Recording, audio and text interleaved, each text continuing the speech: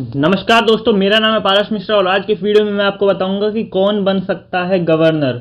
जी हाँ, चाहे आप बिहार के गवर्नर, चाहे आप झारखंड के गवर्नर, चाहे वेस्ट बंगाल, चाहे आप कर्नाटका, चाहे आप उड़ीसा, चाहे आप छत्तीसगढ़, चाहे मध्य प्रदेश, महाराष्ट्र, तेलंगाना, कर्नाटका, जितने भी राज्य हैं इन सब में से आप गवर्नर कैसे बन सकते हैं। सबसे पहले मैं आपको बता दूं कि आप जिस स्टेट के हैं आप उस स्टेट के गवर्नर नहीं बन सकते हैं, क्योंकि गवर्नर को यार कुछ ऐसी शक्तियां दी गई है ना कि अगर उसको उस स्टेट में बिठा दिया जाता है तो वो उसका दुरुपयोग करेगा। इस वजह से संविधान में ऐसा प्रावधान दिया हुआ है कि गवर्नर बनने के लिए आपको दूसरे स्टेट का होना पड़ेगा।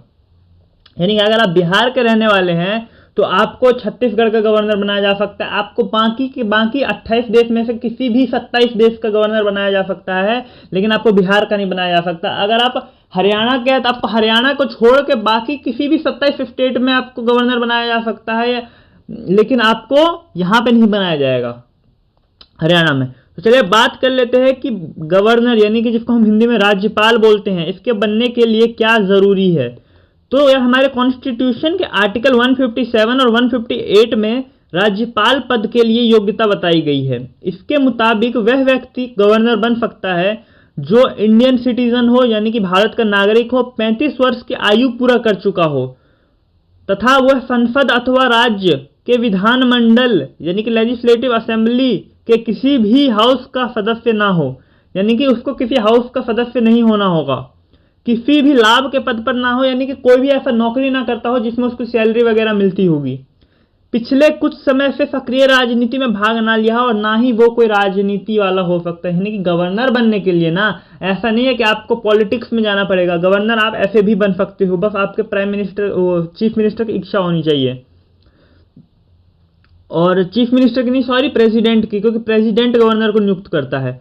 बाकी राज्यपाल को कुछ नई न्यायिक सुविधा भी मिली हुई है, जैसे कि राज्यपाल अपने पद की शक्तियों के प्रयोग और कर्तव्यों का पालन के संबंध में किसी न्यायालय के प्रति उत्तरदायी नहीं होता, यानी कि उसको किसी भी कोर्ट में कोई जवाब नहीं देना पड़ता होगा। चाहे एक राज्यपाल किसी का मर्डर भी कर देना तो उसको कोई पुलिस वाला पकड़ने नहीं आ सकता है। लेकिन इसका मतलब ये नहीं कि वो कुछ नहीं कर सकता बाबू, वो तभी तक पुलिस उसको कुछ नहीं कर सकती या कोर्ट उसको कुछ नहीं कर सकता जब तक वो राज्यपाल के पद पर है, यानी कि गवर्नर के पद पर है। जैसे ही उसके 5 साल कंप्लीट होंगे ना, कान खींच के पुलिस ले जाएगी उसको कि उसने मर्डर किया हुआ है या जो भी किया हुआ है। एग्जाम्पल दे रहा हूं मैं आपको, राज्यपाल के कार्यकाल के दौरान उनके खिलाफ फौजदारी अभियान भी नहीं चलाया जा सकता। मैंने बता दिया आपको, कोई पुलिस नहीं पकड़ सकती।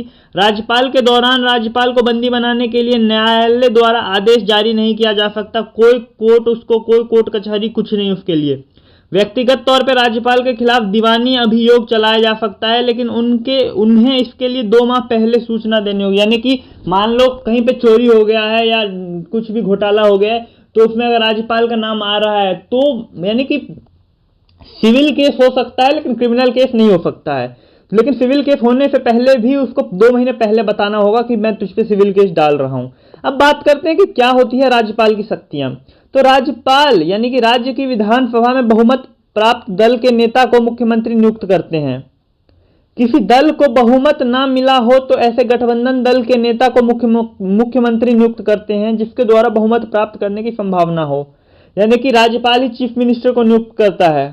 राज्यपाल के महाधिवक्ता, राज्य लोक सेवा आयोग के अध्यक्ष और अन्य सदस्यों को भी राज्यपाल द्वारा नियुक्त किया जाता है। राष्ट्रपति राज्य के हाई कोर्ट के न्यायाधीशों की नियुक्ति करने व उस वक्त राज्य के राज्यपाल से ही परामर्श लेते हैं। यानी कि जब प्रेसिडेंट को किसी भी हाई कोर्ट का जज को अपॉइंट करना होता है ना, तो प्रेसिडेंट अपनी मर्जी से नहीं करता। जैसे बिहार में हाई कोर्ट में उसको जज अपॉइंट करना है तो वो बिहार के गवर्नर से परमिशन लेगा कि हाँ जी हम किसको अपॉइंट करें, आप हमको बताइए।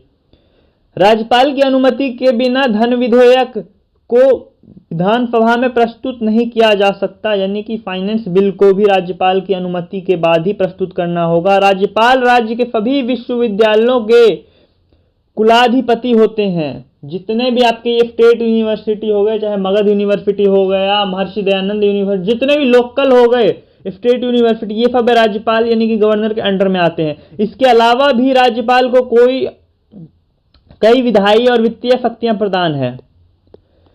तो आशा करता हूं आपको समझ आ गया होगा, और राज्यपाल बनने के क्वालिफिकेशन भी मैंने आपको बता दिया। इसके लिए कोई टेस्ट, कोई एग्जाम, कोई परीक्षा नहीं होता, कोई भी राज्यपाल बन सकता है।